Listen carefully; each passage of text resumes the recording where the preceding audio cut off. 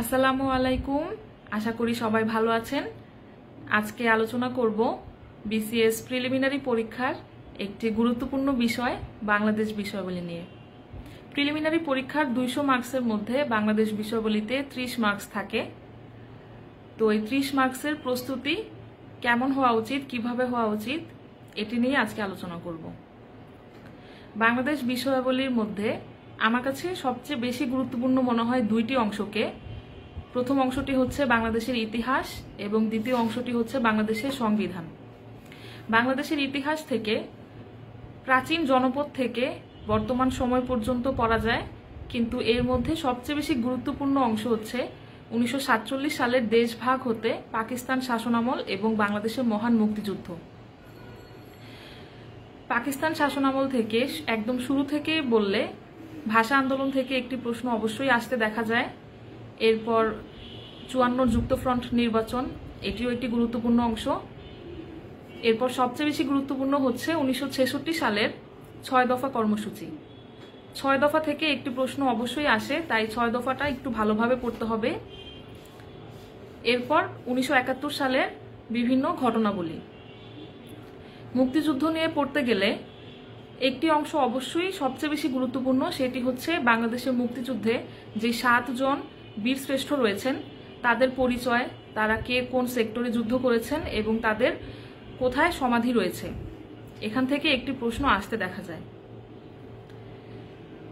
এছাড়া বাংলাদেশের ইতিহাস থেকে ব্রিটিশ শাসনামল পড়া, ব্রিটিশ শাসনামল অত্যন্ত গুরুত্বপূর্ণ।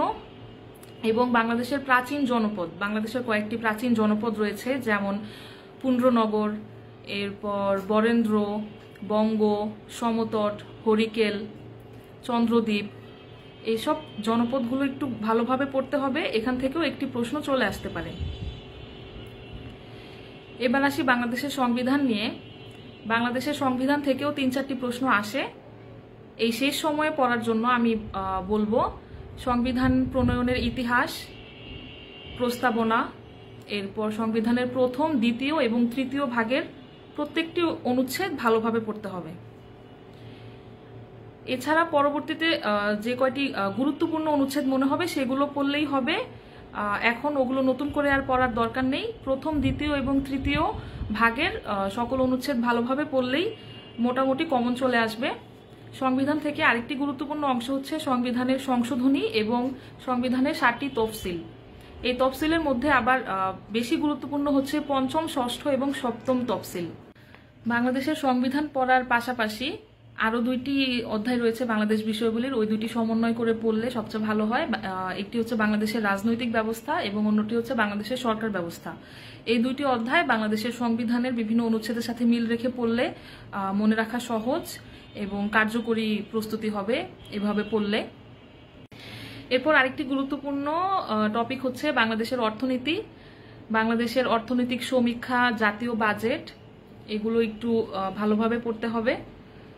তারপর বাংলাদেশের বিভিন্ন পরিকল্পনা, যেমন সবচেয়ে গুরুত্বপূর্ণ হচ্ছে পঞ্চবার্ষিক পরিকল্পনা। এখন 8ম পঞ্চবার্ষিক পরিকল্পনা চলছে, যার মেয়াদ হচ্ছে 2020 থেকে 2025। এই পঞ্চবার্ষিক পরিকল্পনা সম্পর্কে পড়তে হবে। প্রেক্ষিত পরিকল্পনা পড়তে হবে। সরকারের বিভিন্ন মেগা প্রজেক্ট নিয়ে পড়তে হবে এই অংশে।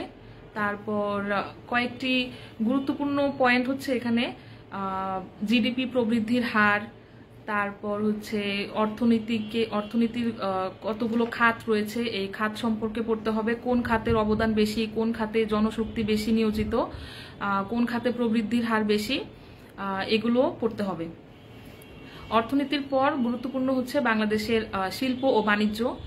শিল্প ও বাণিজ্য থেকে পড়তে গেলে বাংলাদেশের গার্মেন্টস শিল্প সম্পর্কে পড়তে হবে, জাহাজ শিল্প সম্পর্কে পড়তে হবে। এছাড়া বাংলাদেশের খনিজ শিল্প সম্পর্কে পড়তে হবে। এখান থেকে প্রায় প্রতিটা বিসিএসেই প্রশ্ন এসে থাকে। এর মধ্যে সবচেয়ে বেশি গুরুত্বপূর্ণ হচ্ছে প্রাকৃতিক গ্যাস, কারণ বাংলাদেশের সবচেয়ে বেশি প্রাপ্ত খনিজ সম্পদ হচ্ছে প্রাকৃতিক গ্যাস। তারপর পড়তে হবে বাংলাদেশের কৃষিজ সম্পদ নিয়ে। বাংলাদেশের কৃষির মধ্যে কৃষি শুমারিটা পড়তে হবে ভালো মতো, বিভিন্ন শস্যের জাত সম্পর্কে পড়তে হবে এবং কৃষি সম্পর্কিত বিভিন্ন প্রতিষ্ঠান রয়েছে, এই সকল প্রতিষ্ঠান সম্পর্কে পড়তে হবে। তারপর একটি অত্যন্ত গুরুত্বপূর্ণ বিষয় হচ্ছে জিআই পণ্য। জিআই পণ্য ভালোভাবে পড়তে হবে। কৃষি সম্পদ পড়ার পর গুরুত্বপূর্ণ বিষয় হচ্ছে বাংলাদেশের জনসংখ্যা আদমশুমারি এবং ক্ষুদ্র নৃগোষ্ঠী। ক্ষুদ্র নৃগোষ্ঠী থেকে প্রতিটা বিসিএসে 1 থেকে 2টি প্রশ্ন এসে থাকে। এর মধ্যে যে সবগুলো পড়ার দরকার নেই, যেগুলো বেশি পরীক্ষায় আসে এই কয়েকটি আদিবাসী সম্পর্কে পড়লেই হবে, যেমন গারো, খাসিয়া, চাকমা, হাজং, এই কয়েকটি আদিবাসী সম্পর্কে পড়লেই হবে। সর্বশেষ অধ্যায় হচ্ছে বাংলাদেশের জাতীয় অর্জন, যেমন বিশিষ্ট ব্যক্তিত্ব, বিভিন্ন প্রতিষ্ঠান, বিভিন্ন গুরুত্বপূর্ণ স্থাপনা, ভাস্কর্য, খেলাধুলায় বাংলাদেশের অবস্থান, বিভিন্ন ভালো চলচ্চিত্র, যেমন ব্যক্তিত্ব বলতে গেলে জাতির পিতা বঙ্গবন্ধু শেখ মুজিবুর রহমান সম্পর্কে পড়তে হবে। তারপর বাংলাদেশের বিভিন্ন লোকগান রয়েছে, যেমন গম্ভীরা, তারপর জারি সারি গান, এরপর ভাটিয়ালি গান, ভাওয়াইয়া গান, তারপর হচ্ছে ঝুমুর নাচ, ধূপ নাচ, এই ধরনের ঐতিহ্য, কৃষ্টি, কালচার বিষয়ক টপিকগুলো পড়তে হবে। এখান থেকে প্রশ্ন এসে থাকে। তারপর বেশ কিছু গুরুত্বপূর্ণ স্থাপনা রয়েছে, যেমন জাগ্রত চৌরঙ্গী, স্বোপার্জিত স্বাধীনতা, বিজয় কেতন, রক্ত সোপান, সাবাস বাংলাদেশ, এই ধরনের বিখ্যাত ভাস্কর্যগুলো এবং এগুলো এর ভাস্কর কারা, এখান থেকে প্রশ্ন এসে থাকে। তো এই তো রইল বাংলাদেশ বিষয়াবলী সম্পর্কে একটি সম্পূর্ণ আউটলাইন, যে আপনারা এই শেষ সময়ে 46তম বিসিএস প্রিলিমিনারি পরীক্ষার আগে কিভাবে এই বিষয়টি রিভিশন দিবেন। এভাবে পড়লে আপনি আপনার কাঙ্ক্ষিত বা টার্গেট মার্কস অ্যাচিভ করতে পারবেন, আমি আশা করি। সবার জন্য শুভকামনা রইল। ধন্যবাদ।